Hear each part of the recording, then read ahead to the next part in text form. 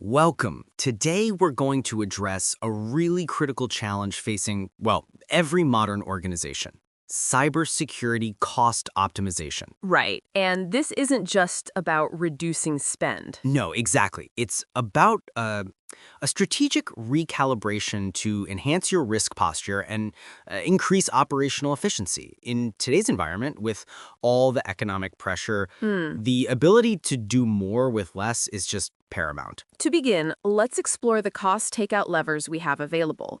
We basically categorize these into three distinct horizons. First is survival, which focuses on immediate cash preservation. Things like, for example, freezing discretionary spending or halting low-risk activities. Okay. Second is tactical, which centers on optimizing your current operations. Right. This includes actions like rationalizing security tools or offshoring non-core functions. And finally, we have structural levers. These deliver long-term, significant savings through measures like extreme automation or leveraging managed security service providers. Wow. And each of these can be applied across governance, people, processes, and technology. So to implement this, you follow a structured three-phase approach, right?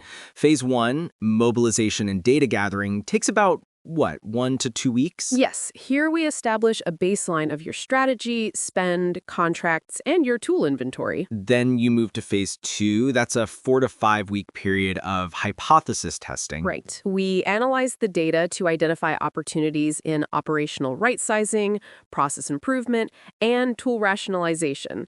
The whole process concludes with phase three, which is a one-week roadmap development to synthesize our findings into an actionable plan. And it has quantified benefits and clear, quick wins. And a really powerful aspect of this is how it can solve existing cybersecurity problems that are already there. Absolutely.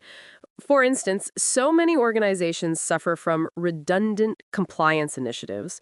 The solution there is a unified control framework that can harmonize policies and automate testing. And what about that other common issue, the ineffective use of security tools? Yeah, by evaluating capabilities against what you actually require, you can eliminate redundant tools and then fully leverage the features of the ones you keep. It really reframes the whole conversation from just cost cutting to actual value creation. I love that. It's a philosophy that's best encapsulated by applying a private equity lens to cyber operations. Exactly. It means you treat cybersecurity as an investment. We establish a financial and operational baseline, benchmark against industry peers, and then identify those efficiency gaps. Yeah, and this data-driven approach helps us answer the key questions every leader should be asking. Right. Where can I reduce cost? How do I maximize the performance of existing investments?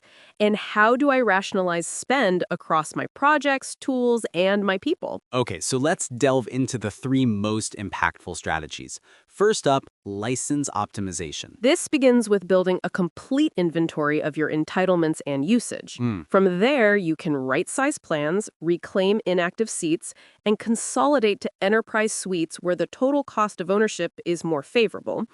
And through disciplined negotiation and using SaaS management tools, Wow. we typically see a 10 to 25% reduction in license costs. That's significant. Okay, so the second strategy is consolidating overlapping tool capabilities. Security environments are often so crowded with tools that do similar things. They really are. The process involves baselining your tool categories, mapping out their capabilities, and identifying those redundancies. Then you make a strategic decision. Do you go platform versus best of breed? You base it on criteria like efficacy, integration, and cost. Right. A successful consolidation can really reduce your vendor count and yield annual run rate savings of 20 to 30%. Wow, that's huge. Okay, so our third core strategy is the strategic outsourcing of cybersecurity functions. Yes, and it makes sense to outsource when you require 24/7 coverage, or you're facing a scarcity of specialized skills, or you have highly variable demand. Okay. So candidate functions would include security operations centers, or SOCs, threat intelligence, and vulnerability scanning. The benefits here are pretty significant. Such as? Cost predictability, access to world-class expertise, and the ability to shift your capital expenditures to operational expenditures. This often results in 15 to 30% in OpEx savings. So, how do you make this all happen? The implementation roadmap provides a really clear path.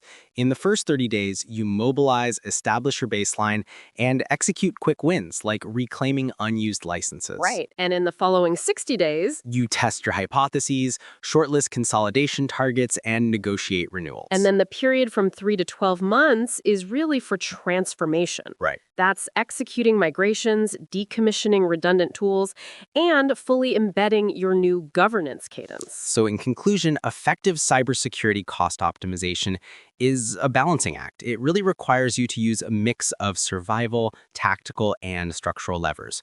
We recommend prioritizing license optimization and tool consolidation. Yeah, as they provide significant savings with minimal disruption.